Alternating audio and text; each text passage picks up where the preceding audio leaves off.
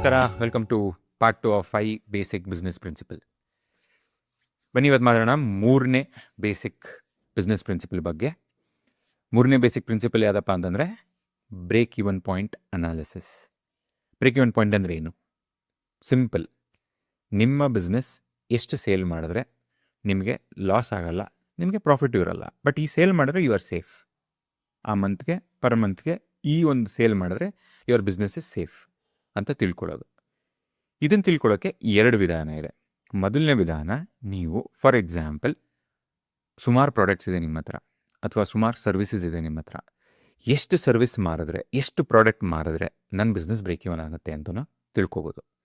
ಎರಡನೇದು ಬಂದು, ಎಷ್ಟು ಸೇಲ್ ಮಾಡಿದ್ರೆ ತಿಂಗಳಿಗೆ ನನ್ನ ಬಿಸ್ನೆಸ್ ಬ್ರೇಕ್ ಇವನ್ ಆಗುತ್ತೆ ಅಂತಲೂ ತಿಳ್ಕೊಬೋದು. ಈ 2 ಮೆಥಡಾಲಜಿಯಿಂದ ನಾವು break even point of any ಬಿಸ್ನೆಸ್ನ ಕಂಡುಹಿಡಿಬೋದು. ಓಕೆನಾ? ಸಿಂಪಲ್ಲಾ? ಸೊ ಈಗ ಬನ್ನಿ ಫಸ್ಟ್ ಮೆಥಡಾಲಜಿ ಅಪ್ಲೈ ಮಾಡೋಣ. ನಂದು ಎಷ್ಟು ಪ್ರಾಡಕ್ಟ್ ಮಾರಿದ್ರೆ ಅಥವಾ ಎಷ್ಟು ಸರ್ವಿಸ್ ಮಾರಿದ್ರೆ ನನ್ನ ಬಿಸ್ನೆಸ್ ಬ್ರೇಕ್ ಇವನ್ ಆಗುತ್ತೆ ಅಂತ ತಿಳ್ಕೊಳ್ಳೋಕ್ಕೆ. ಇಲ್ಲಿ ಎಕ್ಸಾಂಪಲ್ಗೆ ನಾನು ಪಾರ್ಟ್ 1 ಎಕ್ಸಾಂಪಲ್ ತೊಗೊಂಡಂಗೆ ಪೆಟ್ ಗ್ರೂಮಿಂಗ್ ಬಿಸ್ನೆಸ್ ತಾನೇ ಎಕ್ಸಾಂಪಲ್ ತೊಗೋತೀನಿ. ಇದಕ್ಕೆ ಫಾರ್ಮುಲಾ ಏನಪ್ಪ ಅಂತಂದರೆ, ನಾನು ಎಷ್ಟು ಸರ್ವಿಸ್ ಮಾರಿದ್ರೆ ನನ್ನ ಬಿಸ್ನೆಸ್ ಪ್ರಾಫಿಟಬಲ್ ಅಥವಾ ಲಾಸ್ ಆಗದೇನೆ ಬ್ರೇಕ್ ಇವನ್ ಆಗುತ್ತೆ ಅಂತ ತಿಳ್ಕೊಳ್ಳೋಕ್ಕೆ ಫಾರ್ಮುಲಾ ಏನಪ್ಪ ಅಂತಂದರೆ, fixed cost divided by selling price of each service minus variable cost of each service. ಈ ಫಾರ್ಮುಲಾ ಅಪ್ಲೈ ಮಾಡಿದ್ರೆ ನಿಮಗೆ ನನಗೆ ಎಷ್ಟು ಸರ್ವಿಸ್ ಕೊಡಬೇಕು ಒಂದು ತಿಂಗಳಲ್ಲಿ ನನ್ನ ಬಿಸ್ನೆಸ್ ಬ್ರೇಕ್ ಇವನ್ ಆಗೋದಕ್ಕೆ ಅಂತ ತಿಳ್ಕೊಬೋದು ಈಸಿಯಾಗಿ. ಸಿಮಿಲರ್ಲಿ ನೀವೇನಾದರೂ ನನಗೆ ಎಷ್ಟು ಸೇಲ್ ಮಾಡಬೇಕು ನನ್ನ ಬಿಸ್ನೆಸ್ ಬ್ರೇಕ್ ಇವನ್ ಆಗಬೇಕು ಅಂತ ತಿಳ್ಕೊಬೇಕು ಅಂದರೆ, ಸಿಂಪಲ್ ಆಗಿರೋ formula which is fixed cost divided by contribution margin ratio. Contribution margin ratio ಅಂದರೆ ಏನು? Very simple. ನಿಮಗೆ ಫಸ್ಟ್ ಪಾರ್ಟಲ್ಲಿ ಹೇಳ್ದಂಗೆ 70% ಇತ್ತು ನಿಮ್ಮ contribution margin. That it self is your contribution margin ratio.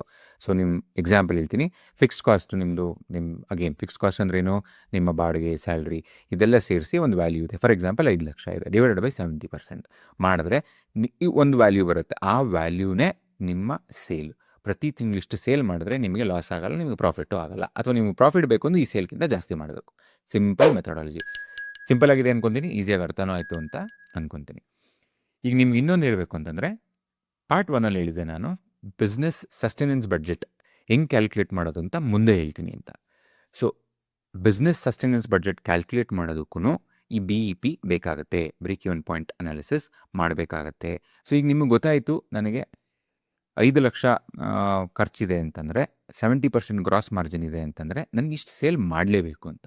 Obviously month 1 ಈ ಬಿಸ್ನೆಸ್ಸಲ್ಲಿ, ಯಾವುದೇ ಬಿಸ್ನೆಸ್ಸಲ್ಲಿ ನಿಮಗೆ ಮಂತ್ 1 ಈ ಸೇಲ್ ಆಗೋದಿಲ್ಲ. ಸೊ ಆದ್ದರಿಂದ ನಿಮ್ಗೆ ಎಷ್ಟು ಬಿಸ್ನೆಸ್ ಮಾಡ್ಬೋದು ಅಂತ ಒಂದು ಅಂದಾಜು ಪ್ರೊಜೆಕ್ಷನ್ ಮಾಡಿಕೊಂಡು ಅದರಲ್ಲಿ ಡಿಫರೆನ್ಸ್ ಏನು ಬರುತ್ತೋ ಅದರದ್ದು ಆ್ಯಾವ್ರೇಜ್ ಇಟ್ಕೊಂಡು into number of months calculate ಮಾಡಿಕೊಂಡ್ರೆ ಒಂದು ಅಂದಾಜಾಗಿ ನೀವು ಬಿಸ್ನೆಸ್ ಸಸ್ಟೆನೆನ್ಸ್ ಬಡ್ಜೆಟ್ನ ಕಂಡುಹಿಡ್ಕೊಬೋದು. ಸಿಂಪಲ್. ಬುದ್ಧಿ ಉಪಯೋಗಿಸಿ ಮಾಡೋದು ಒಂದು ವಿಧಾನ, ಹಂಚ್ ಅಂದರೆ ಏನಂತಾರೆ, ನೀವು ಗೆಸ್ ಮಾಡಿಬಿಟ್ಟು ಮಾಡೋದೊಂದು ವಿಧಾನ. ಸೊ ಇದು ಪ್ರಾಕ್ಟಿಕಲ್ ಆಗಿ ಸೈಂಟಿಫಿಕ್ ಆಗಿ ಮಾಡಿ ತಿಳ್ಕೊಳ್ಳೋವಂತಹ ಒಂದು ರೀತಿ. ಇದನ್ನು ಅಪ್ಲೈ ಮಾಡಿದ್ರೆ ಆದಷ್ಟು ನಮ್ಮ ಬಿಸ್ನೆಸ್ ಸೇಫ್ ಆಗಿರುತ್ತೆ. ಈಗ ಮಾತಾಡೋಣ ಇದರಲ್ಲಿ ಮಿಸ್ಟೇಕ್ ಏನು ಮಾಡ್ತೀವಿ, ಮಿಸ್ಟೇಕ್ ಎಲ್ಲಾಗುತ್ತೆ ಅಂತ.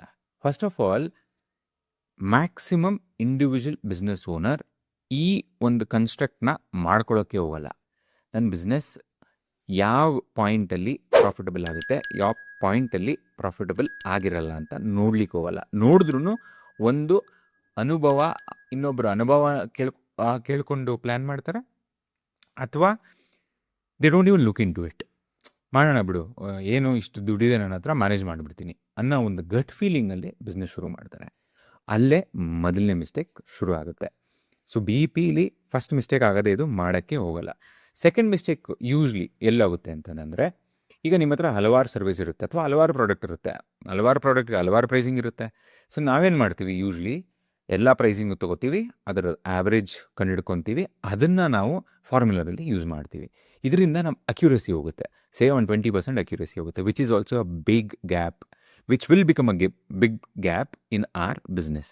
ಸೊ ಯಾವಾಗಲೂ ಇಲ್ಲಿ ಸಜೆಸ್ಟ್ ಮಾಡೋದೇನಪ್ಪ ಅಂತಂದರೆ, ವೆಯ್ಟೆಡ್ ಆ್ಯಾವ್ರೇಜ್ ಮೆಥಡ್ ಯೂಸ್ ಮಾಡಿ ನಾವು ನಮ್ದು ಏನೇ ಒಂದು ವ್ಯಾಲ್ಯೂ ಕಂಡುಹಿಡಿಬೇಕಾದ್ರೆ ವೆಯ್ಟೆಡ್ ಆ್ಯಾವ್ರೇಜ್ ಮೆಥಡ್ ಯೂಸ್ ಮಾಡಿದ್ರೆ we will be at safer side ಅಂತ ಹೇಳೋಕ್ಕೆ ಇಷ್ಟಪಡ್ತೀನಿ. ವೇಟೆಡ್ ಆವ್ರೇಜ್ ಮೆಥಡ್ ಹೆಂಗೆ ಕ್ಯಾಲ್ಕುಲೇಟ್ ಮಾಡೋದು ಅದನ್ನು ಬೇರೊಂದು ವಿಡಿಯೋದಲ್ಲಿ ಹೇಳ್ತೀನಿ. ನೀವು ಅದನ್ನು ತಿಳ್ಕೊಬೇಕು ಅಂದರೆ ಈಸಿಲಿ ರಿಸರ್ಚ್ ಮಾಡಿ ನೀವು ಅದನ್ನು ತಿಳ್ಕೊಬೋದು. ಸೊ BP ಅನಾಲಿಸಿಸ್ ಮಾಡೋದು ಈಸಿ ಅಂತ ಅಂದ್ಕೊಂಡು ಬನ್ನಿ ಹೋಗೋಣ 4ನೇ ಬೇಸಿಕ್ ಬಿಸ್ನೆಸ್ ಪ್ರಿನ್ಸಿಪಲ್ ತಿಳ್ಕೊಳಕ್ಕೆ. 4ನೇದು ಏನಪ್ಪ ಅಂತಂದರೆ ರಿಸೀವಬಲ್ಸ್ ಆ್ಯಂಡ್ ಪೇಯಬಲ್ಸ್. ಸುಲಭ ಹೇಳಲಿಕ್ಕೆ. ರಿಸೀವಬಲ್ಸ್ ಅಂದ್ರೇನು? ನಮಗೆ ದುಡ್ಡು ಬರೋದು. ಪೇಯಬಲ್ಸ್ ಅಂದ್ರೇನು? ನಾವು ದುಡ್ಡು ಕೊಡೋದು. ಸಿಂಪಲ್. ಈಗ ರಿಸೀವಬಲ್ಸಲ್ಲಿ 2 ಥರ ಇರುತ್ತೆ. ನಿಮ್ಮ ಬಿಸ್ನೆಸ್ ಮೇಲೆ, ನಿಮ್ಮ ಬಿಸ್ನೆಸ್ ಮಾಡೆಲ್ ಮೇಲೆ ಡಿಪೆಂಡ್ ಆಗುತ್ತಿದ್ದು. ಬಟ್ ಯೂಶ್ವಲಿ ಇವತ್ತಿನ ಟ್ರೆಂಡ್ ಇರೋದು ಹಂಗೇನೆ. ಎಲ್ಲರೂ ಆಫ್ಲೈನಲ್ಲಿ ಇರೋರು ಆನ್ಲೈನ್ ಬಿಸ್ನೆಸ್ ಮಾಡ್ತಿರ್ತಾರೆ. ಇನ್ನೊಂದು ಥರ್ಡ್ ಪಾರ್ಟಿಗಳ ಜೊತೆ ಟೈ ಅಪ್ ಮಾಡ್ಕೊಂಡು ಬಿಸ್ನೆಸ್ ಮಾಡ್ತಿರ್ತಾರೆ. ಸೊ ಇಲ್ಲಿ ದುಡ್ಡು 2 ಕಡೆಯಿಂದ ಬರುತ್ತೆ. ಓಕೆ, ಎಕ್ಸಾಂಪಲ್ಗೆ ಹೇಳ್ತಾ ಇರೋದು. ಒಂದು ಕಸ್ಟಮರ್ ನಿಮಗೆ ಸುಮಾರು ಥರ ದುಡ್ಡು ಕೊಡ್ಬೋದು. ಕ್ಯಾಶ್ ಆಗಲಿ, UPI ಆಗಲಿ, ಕ್ರೆಡಿಟ್ ಡೆಬಿಟ್ ಕಾರ್ಡ್ ಆಗಲಿ. ಕರೆಕ್ಟಾ? ಅದೊಂದು ಗ್ರೂಪ್ ಆಯಿತು. ಇನ್ನೊಂದು ನಿಮ್ಮ ಥರ್ಡ್ ಪಾರ್ಟಿಯವರು ಡೈರೆಕ್ಟ್ ಬ್ಯಾಂಕ್ ಟ್ರಾನ್ಸಾಕ್ಷನ್ ಮಾಡ್ಬೋದು. ಅವ್ರ ಬ್ಯಾಂಕಿಂದ ನಮ್ಮ ಬ್ಯಾಂಕ್ಗೆ ದುಡ್ಡು ಬರ್ಬೋದು. ಸೊ 2 ಕಡೆಯಿಂದ ನಮಗೆ ಟೋಟಲಾಗಿ ದುಡ್ಡು ಬರ್ತಾ ಇದೆ. ಕರೆಕ್ಟ್ ಅಲ್ವಾ? ಪಾರ್ಟ್ 1ಅಲ್ಲಿ ನಾನು ನಿಮ್ಗೆ ಹೇಳಿದ್ದೆ ರಿಸೀವಬಲ್ಸ್ ಆ್ಯಂಡ್ ಪೇಯಬಲ್ಸಲ್ಲಿ ನಾನು ಮಣ್ಣು ತಿಂದಿದೆ ಅಂತ. ಅದರದ್ದು ಒಂದು ಸಣ್ಣ ರೆಫರೆನ್ಸ್ ಪಾಯಿಂಟ್ ಅಂತ ಕೊಡ್ತೀನಿ ಇಲ್ಲಿ. ನಾನು ಎಲ್ಲಿ ಮಿಸ್ಟೇಕ್ ಮಾಡಿದ್ದೆ ಅಂತ. ಹೋಪ್ಫುಲಿ ನೀವುಗಳು ಈ ಮಿಸ್ಟೇಕ್ ಮಾಡ್ತಿರಲ್ಲ ಅಂತ ಅಂದ್ಕೊತೀನಿ. ನಾನು ನನ್ನ ಓನ್ ಸ್ಕೆಡ್ಯೂಲಲ್ಲಿ ರಿಸೀವಬಲ್ಸ್ನ ಚೆಕ್ ಮಾಡ್ತಿರಲಿಲ್ಲ, ಡೀಟೇಲಾಗಿ ಚೆಕ್ ಮಾಡ್ತಿರಲಿಲ್ಲ, ಅಂದಾಜಲ್ಲಿ ಚೆಕ್ ಮಾಡ್ತಾಯಿದ್ದೆ. ಈ ಒಂದು ಕಾರಣದಿಂದ ಏನಾಯಿತು, ನನಗೆ ಥರ್ಡ್ ಪಾರ್ಟಿಯಿಂದ ಬರಬೇಕಾಗಿದ್ದ ದುಡ್ಡಲ್ಲಿ ಡಿಫ್ರೆನ್ಸಸ್ ಬರೋಕ್ಕೆ ಶುರು ಆಯಿತು. ಅದು ನನಗೆ ಗೊತ್ತಿಲ್ಲ, ಯಾಕಂದರೆ ನಾನು ಅಂದಾಜಲ್ಲಿ ನೋಡ್ತಾ ಇದ್ದೆ. 6 ತಿಂಗಳಾದ ಮೇಲೆ ಆ ಡಿಫ್ರೆನ್ಸ್ ಎಷ್ಟು ದೊಡ್ಡದಾಯಿತು ಅಂತಂದರೆ ನನಗೆ ಕ್ಯಾಶ್ ಫ್ಲೋಲಿ ಎತ್ಕೊಳಕ್ಕೆ ಶುರು ಆಯಿತು. ಆಗ ಹೋಗಿ ಡೀಟೇಲ್ ಔಟ್ ಮಾಡಿ ನೋಡಿದಾಗ ನನಗೆ ಸಾಕಷ್ಟು ದುಡ್ಡು ಲಾಸ್ ಆಗಿತ್ತು. ಇದನ್ನು ಹೋಗಿ ಮಾತಾಡಿ ಫಿಕ್ಸ್ ಮಾಡಿ ಅದೊಂದು ಬೇರೆ ಕತೆ. But the main mistake here is ನಾನು ಪ್ರತಿ ತಿಂಗಳು ನನ್ನ ರಿಸೀವಬಲ್ಸ್ನ ನೋಡಲಿಲ್ಲ ಸರಿಗೆ. ಅದನ್ನು ಮಾಡಬಾರ್ದು ಅನ್ನೋದೇ ಈ ಒಂದು 4th ಬೇಸಿಕ್ ಬಿಸ್ನೆಸ್ ಪ್ರಿನ್ಸಿಪಲ್ನ ಮೇನ್ ಅಜೆಂಡಾ. ಸೊ ರಿಸೀವಬಲ್ಸಲ್ಲಿ ಈಗ ನಾನು ಹಾಕೊಂಡಿರೋ SOP ಏನಪ್ಪ ಅಂತಂದರೆ 5th or 10th ಅದು 2 ಡೇಟ್ ಒಳಗಡೆ ಬೆಳಗ್ಗೆ ಆಗಲಿ, ಮಧ್ಯಾಹ್ನ ಆಗಲಿ, ಮಧ್ಯರಾತ್ರಿ ಆಗಲಿ ನಾನು ರೀಕನ್ಸಿಲೇಷನ್ ಮಾಡೇ ಮಾಡ್ತೀನಿ. ನಾನು ಆಡಿಟರ್ ಮೇಲೂ ಡಿಪೆಂಡ್ ಆಗಲ್ಲ, ನಾನೇ ಮಾಡ್ತೀನಿ. ರಿಸೀವಬಲ್ಸ್ನ ನೋಡ್ತೀನಿ, ಬ್ಯಾಂಕ್ ಅಕೌಂಟ್ ನೋಡ್ತೀನಿ, ಚೆಕ್ ಮಾಡಿ ಕರೆಕ್ಟಾಗಿದೆ ಅಂತ ಅಂದಾಗ ನನಗೆ ಓಕೆ, ಈ ಪ್ರೀವಿಯಸ್ ಮಂತ್ ಕ್ಲೋಸ್ ಆಯಿತು ರಿಸೀವಬಲ್ಸು ಅಂತ ಡಿಸೈಡ್ ಮಾಡ್ತೀನಿ. ಡೌಟ್ಸ್ ಇದ್ದರೆ ನಮ್ಮ ಆಡಿಟರ್ಸ್ ಜೊತೆ ಕೂತ್ಕೊಂಡು ಆ ಡೌಟ್ಸ್ನ ನಾನು ಸಾಲ್ವ್ ಮಾಡ್ಕೊತೀನಿ. ಸೊ ಈ ಮೆಥಡ್ ಅಪ್ಲೈ ಮಾಡಾದ್ಮೇಲಿಂದ ನನಗೆ ಈ ಥರ ಒಂದು ಪ್ರಾಬ್ಲಮ್ಗಳು ಕಂಡು ಬಂದಿಲ್ಲ. ಸೊ ಇದನ್ನು ಹೇಳ್ತಾ ರಿಸೀವಬಲ್ಸ್ನ ಮುಗಿಸ್ತಾ ಇದ್ದೀನಿ. ಈಗ ಪೇಯಬಲ್ಸಲ್ಲಿ ಅಲ್ಲೂ ಸಿಕ್ಕಾಪಟ್ಟೆ ರಿಸ್ಕ್ ಇದೆ. ಯೂಶ್ವಲಿ ಪೇಮೆಂಟ್ ನೀವು ಮಾಡೋದು ಮಿಸ್ ಆದರೆ ಏನು ತೊಂದರೆ ಇಲ್ಲ, ಯಾಕಂದರೆ ಪೇಮೆಂಟ್ ತೊಗೊಳ್ಳೋರು ನಿಮ್ಮ ಹತ್ರ ಬಂದು ತೊಗೊಂಡೋಗ್ಬಿಡ್ತಾರೆ.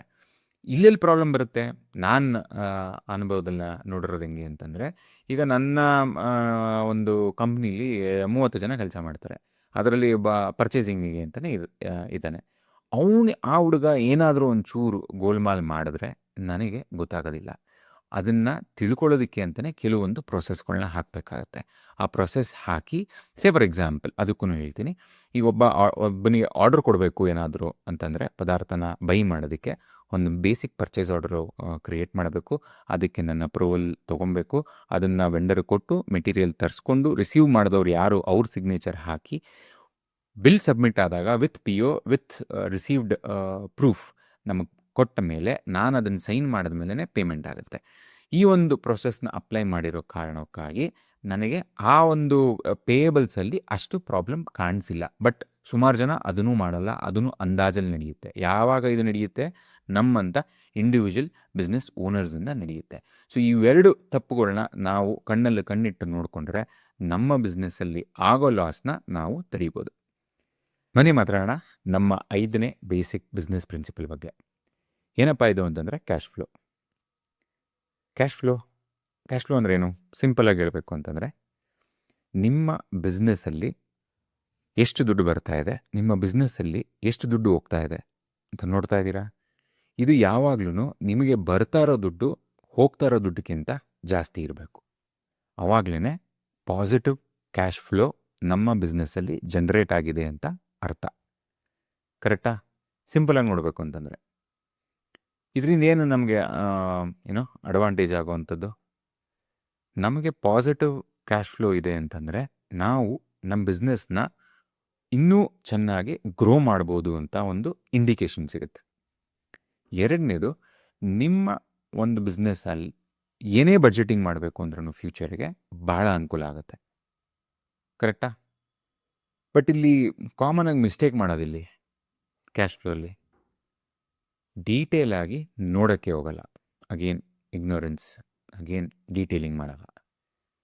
ಅದಕ್ಕೆ ಹಲವಾರು ಕಾರಣಗಳಿದೆ. ಓಕೆ, ಕೆಲವೊಂದು ಕಾರಣ ಗೊತ್ತಿರೋವಂಥದ್ದು ಅಂತಂದರೆ, ನನಗೆ ಒಂದು ಬ್ಯಾಂಕ್ ಅಕೌಂಟ್ ಇಟ್ಕೊಂಡು ಎಂಟೈರ್ ಬಿಸ್ನೆಸ್ ರನ್ ಆಗ್ತಿರುತ್ತೆ. ಅಗೇನ್ ಇದೆಲ್ಲ ಹೇಳ್ತಿರೋದು ಏನಂತಂದರೆ ಇಂಡಿವಿಜುವಲ್ ಬಿಸ್ನೆಸ್ ಓನರ್ಸು. ಓಕೆ, ಈ ಒಂದು ಬ್ಯಾಂಕಲ್ಲೇ ನೀವು ಎಂಟೈರ್ ಬಿಸ್ನೆಸ್ನ ರನ್ ಮಾಡ್ತಾ ಇರೋದ್ರಿಂದ, ದುಡ್ಡು ಹೋಗ್ತಾ ಇರೋದು, ಬರ್ತಾ ಇರೋದು, ಉಳ್ಕೊತಾ ಇರೋದು ಎಲ್ಲ ಒಂದೇ ಕಡೆ ಇರೋದ್ರಿಂದ ಒಂದು ಕ್ಲೌಡ್ ಕ್ರಿಯೇಟ್ ಆಗಿರುತ್ತೆ. ಕ್ಲಾರಿಟಿ ಇರಲ್ಲ ಅದರಲ್ಲಿ. Okay, that is one mistake, ignorant. Second, ನನ್ನ ಪ್ರಕಾರ ಸೆಕೆಂಡ್ ಬಿಗ್ಗೆಸ್ಟ್ ಮಿಸ್ಟೇಕ್ ಅಂದರೆ ಒಂದೇ ಬ್ಯಾಂಕ್ ಅಕೌಂಟ್ ಮಾಡಿಟ್ಕೊಳ್ಳೋದು. ಇದು ನನ್ನದೊಂದು ಅನುಭವ ಹೇಳ್ತೀನಿ. ಇದಕ್ಕೆ ನಾನು ಏನಕ್ಕೆ ಇದನ್ನು ಮಿಸ್ಟೇಕ್ ಅಂತ ಹೇಳ್ತಾ ಇದ್ದೀನಿ ಅಂತ, ನಾನು ನನ್ನ ಬಿಸ್ನೆಸ್ ಶುರು ಮಾಡಿದ್ದು 2019 ಡಿಸೆಂಬರಲ್ಲಿ. ನನ್ನ ಕಂಪ್ನಿ ಅಕೌಂಟು ಎಸ್ ಬ್ಯಾಂಕಲ್ಲಿತ್ತು. ಎಷ್ಟು ಜನಕ್ಕೆ ಜ್ಞಾಪನಗಿದೆ ಗೊತ್ತಿಲ್ಲ ಇದು ನನಗೆ. ಫೆಬ್ರವರಿ 2020 RBI ಎಲ್ಲ ಎಸ್ ಬ್ಯಾಂಕ್ ಅಕೌಂಟ್ಗಳನ್ನ ಫ್ರೀಸ್ ಮಾಡಿದ್ರು. ಜಸ್ಟ್ ಇಮ್ಯಾಜಿನ್, ಬಿಸ್ನೆಸ್ ಶುರು ಮಾಡಿ 2.5 ತಿಂಗಳಾಗಿದೆ, ನಂದು ಎಂಟೈರ್ ಅಕೌಂಟ್ ಫ್ರೀಸ್ ಆಗಿದೆ, ನನ್ನ ಬಿಸ್ನೆಸ್ ಹೋಲ್ಡಿಗೆ ಬಂದಿದೆ. ಮಾರ್ಚಲ್ಲಿ ಕೋವಿಡ್ ಬರುತ್ತೆ. Just imagine the impact. ಅವತ್ತು ಕಲ್ತಿದ್ದ ಪಾಠ ಇಮ್ಮಿಡಿಯೇಟಾಗಿ ನಾನೇನು ಮಾಡಿದೆ, 3 ಬಿಸ್ನೆಸ್ ನಡೆಸೋದಕ್ಕೆ 3 ಬ್ಯಾಂಕ್ ಅಕೌಂಟ್ ಓಪನ್ ಮಾಡಿದೆ. Bank A, bank B, bank C. Okay, bank A full ರಿಸೀವಬಲ್ಸ್ಗೆ ಅಂತಲೇ ಇಟ್ಟೆ, ಬ್ಯಾಂಕ್ ಬಿ ಫುಲ್ ಪೇಯಬಲ್ಸ್ಗೆ ಅಂತ ಇಟ್ಟೆ, ಬ್ಯಾಂಕ್ ಸಿ ಪಾಸಿಟಿವ್ ಕ್ಯಾಶ್ ಫ್ಲೋನ ಪಾರ್ಕ್ ಮಾಡೋಕ್ಕೆ ಅಂತ ಇಟ್ಟೆ. ಇದನ್ನು ಮಾಡಿದಾಗಲಿಂದ ನನಗೆ ಫುಲ್ ಕ್ಲಾರಿಟಿ ಇದೆ, ನನ್ನ ಬಿಸ್ನೆಸ್ಸಲ್ಲಿ ಪಾಸಿಟಿವ್ ಕ್ಯಾಶ್ ಫ್ಲೋ ಎಷ್ಟಿದೆ ಅಂತ ನೋಡಲಿಕ್ಕೆ. ಪ್ರತಿ ತಿಂಗಳು 10ನೇ ತಾರೀಕು ಒಳಗಡೆ ನಾನೇನು ಮಾಡ್ತೀನಿ, ಈ ಒಂದು ಟ್ರಾನ್ಸಾಕ್ಷನ್ನ ಕಂಪ್ಲೀಟ್ ಮಾಡ್ತೀನಿ. ನನಗೆ ಕಂಪ್ಲೀಟ್ ಕ್ಲಾರಿಟಿ ಸಿಗುತ್ತೆ ನನ್ನ ಬಿಸ್ನೆಸ್ಸಲ್ಲಿ ಪಾಸಿಟಿವ್ ಕ್ಯಾಶ್ ಫ್ಲೋ ಎಷ್ಟಿದೆ ಅಂತ. 3 ಬ್ಯಾಂಕ್ ಅಕೌಂಟ್ ಇಲ್ಲದೆ ಹೋದರೂ ಕೂಡ ಅಟ್ಲೀಸ್ಟ್ 2 ಬ್ಯಾಂಕ್ ಅಕೌಂಟ್ ಓಪನ್ ಮಾಡೋದಂತೂ ದಯವಿಟ್ಟು ಮಾಡಿ. ಅದು ರಿಸ್ಕ್ನ ಮಿಟಿಗೇಟ್ ಮಾಡುತ್ತೆ. ಒಂದು ಬ್ಯಾಂಕ್ ಅಕೌಂಟ್ ಇಟ್ಕೊಂಡು ಮಾಡೋದು ಭಾಳ ಡೇಂಜರಸ್ಸು. ನಮ್ಮ ಆಡಿಟ್ರ್ ಹೇಳ್ತಾರೆ, ಈಸಿ ಒಂದರಲ್ಲಿ ಇರಲಿ, ಎಲ್ಲ ಮಾಡೋದಕ್ಕೆ, ರೀಕನ್ಸಿಲೇಷನ್ ಮಾಡೋದಕ್ಕೆ ನಮ್ಗೆ ಈಸಿ ಆಗುತ್ತೆ ಅಂತ. ಕರೆಕ್ಟ್, ನಾನಿಲ್ಲ ಅಂತ ನಾನು ಹೇಳ್ತಾ ಇಲ್ಲ, ಅದು ತಪ್ಪು ಅಂತಲೂ ನಾನು ಹೇಳ್ತಾ ಇಲ್ಲ. ಬಟ್ ಪ್ರಾಬ್ಲಮ್ಗೆ ಯಾವಾಗ ಸಿಕ್ಕಾಕೋತೀವಿ ಅಂತ ನಮ್ಗೆ ಗೊತ್ತಿರಲ್ಲ. ಅದನ್ನು ಅವಾಯ್ಡ್ ಮಾಡೋದಕ್ಕೆ ದುಡ್ಡು 2ರಿಂದ 3 ಕಡೆ ಇದ್ದರೆ ನಮಗೆ ಸೇಫ್ ಆಗಿರುತ್ತೆ. ಕರೆಕ್ಟ್ ಅಲ್ವಾ? ಅದನ್ನು ಹೇಳ್ತಾ ಈ ಒಂದು 5 ಬೇಸಿಕ್ ಬಿಸ್ನೆಸ್ ಪ್ರಿನ್ಸಿಪಲ್ಸ್ನ ಮುಗಿಸ್ತಾ ಇದ್ದೀನಿ. ಈ ಒಂದು ಇನ್ಫಾರ್ಮೇಷನ್ ನಿಮ್ಗೆ ಇಷ್ಟ ಆಗಿದೆ ಅಂತ ಅಂದ್ಕೊತೀನಿ. ದಯವಿಟ್ಟು ನಿಮ್ಮ ಫ್ರೆಂಡ್ಸ್ ಯಾರು ಬಿಸ್ನೆಸ್ ಸ್ಟಾರ್ಟ್ ಮಾಡಬೇಕು ಅಂತಿದ್ದಾರೆ, ಯಾರು ಬಿಸ್ನೆಸ್ಸಲ್ಲಿದ್ದಾರೆ, ಅವ್ರಿಗೆ ಶೇರ್ ಮಾಡಿ. ಈ ಇನ್ಫಾರ್ಮೇಷನ್ನ ಲೈಕ್ ಮಾಡಿ. ನಿಮ್ಗೇನಾದರೂ ನಮಗೆ ಫೀಡ್ಬ್ಯಾಕ್ ಕೊಡಬೇಕು ಅಂತಿದ್ರೆ, ಅಥವಾ ನಿಮ್ಮ ಅನುಭವನ ನಮ್ಮ ಹತ್ರ ಹಂಚ್ಕೋಬೇಕು ಅಂತಿದ್ರೆ ದಯವಿಟ್ಟು ಕಮೆಂಟ್ ಮಾಡಿ ಅಂತ ಹೇಳ್ತಾ ಈ ಒಂದು ಇನ್ಫಾರ್ಮೇಷನ್ನ ಮುಗಿಸ್ತಾ ಇದ್ದೀನಿ. ಸಿಗೋಣ ಮತ್ತೊಂದು ಇನ್ಫಾರ್ಮೇಷನ್ ಜೊತೆಯಲ್ಲಿ. Thank you very much.